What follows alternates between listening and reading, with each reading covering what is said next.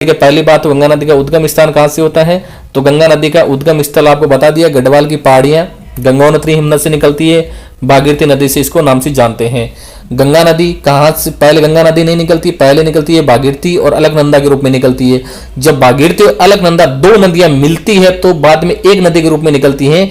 एक तरफ से तो आपकी भागीरथी, एक तरफ से आपके पास आती है अलकनंदा, मतलब इधर आप मान लो भागीरथी है, ये आपकी अलकनंदा नदी, फिर आपको मिलती है गंगा नदी। दोनों नदियों के मिलने से निकलती है आपकी गंगा नदी।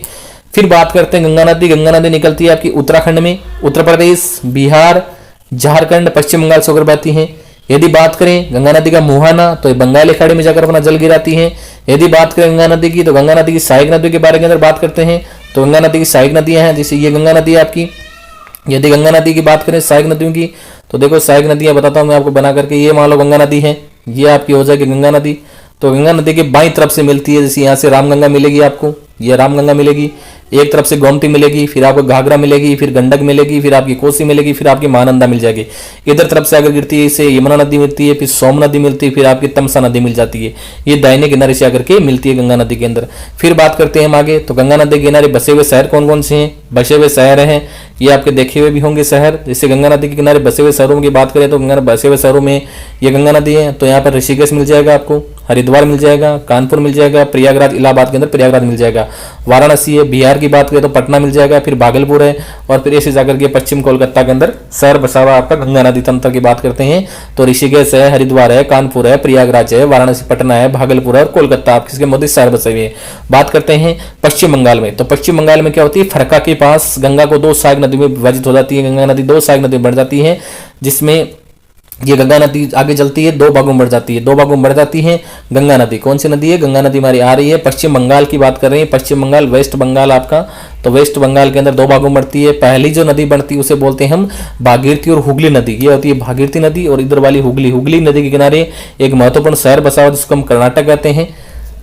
पद्मा और मेघना नदी बात के अंदर बाद में आती है, पद्मा नदी और मेघना नदी, मतलब बांग्लादेश में गंगा की मुख्य सहायक नदी होती है पद्मा नदी, और बाद में ये जमुना नदी, ब्रह्मपुत्र नदी की मुख्य सहायक नदी है जमुना नदी, दोनों के अंदर मिल जाती है।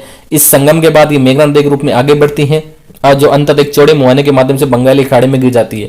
तो शुरुआत में कहाँ निकली थी, ये गंगा नदी आई थी। गंगा नदी के बाद में जब पश्चिम बंगाल पहुंचेगी तो बाद में जब इसके अंदर निकलेगी, मिलेगी आपके पास पद्मा नदी और जमुना नदी। जमुना नदी पद्मा निकलते मिल, इसके बाद में इधर से जमुना, इधर से आई पद्मा, ये आपकी पद्मा नदी है और ये आपकी जमुना नदी है, ये आपकी जमुना नदी, दोनों गंगा नदी के अंदर मिल जाती है। इसके बाद में जो एक निकलती है नदी उसको बोलते हैं मेघना नदी, और ये मेघना नदी के रूप में अपना जल डालती है, अंत में इस सागर के अंदर जल डाल देगी, बंगाल की खाड़ी में जल डाल देगी, सुंदरबन डेल्टा मिलाती है।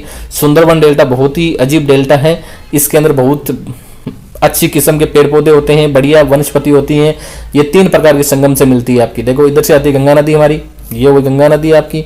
इधर से बात करता हूँ तो आती है ब्रह्मपुत्र नदी, ये आपकी ब्रह्मपुत्र नदी है, और इधर से बात करता हूँ तो आती है आपके पास मेघना नदी, और तीनों नदी जहाँ मिलती है उस स्थान को बोलते हैं हम सुंदरबन डेल्टा। ये बनाता है आपका सुंदरबन डेल्टा। आर्थिक महत्व भी है। पंचपरिया की बात करें तो अलकनंदा और धौलीगंगा नदी, दो नदी जहाँ मिलती है, अलकनंदा और धौलीगंगा जहाँ मिलता है उसे विष्णुप्रिया कहते हैं। अलकनंदा और मंदाकिनी मिलती नंदप्रिया कहते हैं। अलकनंदा पिंडार की बात करें कल्याणप्रिया कहते हैं। अलकनंदा और मंदाकिनी की बात करें तो रुद्रप्रिया कहते हैं। अलकनंदा भागीरथी की बात करें देवप्रिया कहते हैं।